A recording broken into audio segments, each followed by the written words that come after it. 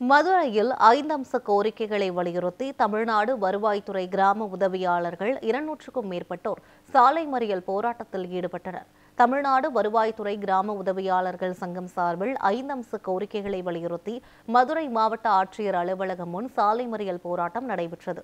அலுவலக உதவியாளருக்கு இணையாக அடிப்படை ஊதியம் ரூபாய் 15,700 வழங்குதல், ஓய்வு பெற்றோரின் சிபிஎஸ் இறுதித் தொகையை வழங்குதல், கருணை அடிப்படையில் தகுதி அடிப்படையிலான நியமனம், பதவி உயர்வு காலவரையறை 6 ஆண்டுகளாக குறைத்தல் மற்றும் வருவாய்த்துறையில் உள்ள காலி பணியிடங்களில் 50% ஒதுக்கீடு வழங்கல் உள்ளிட்ட கோரிக்கைகளை முன்வைத்து 200க்கும் மேற்பட்டோர் பழைய ஆட்சியர் அலுவலகத்திலிருந்து ஊர்வலமாக வந்து சாலை மறியல் செய்தனர்.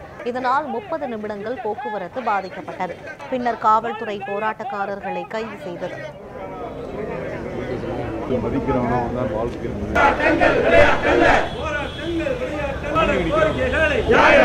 கோரிக்கைகளை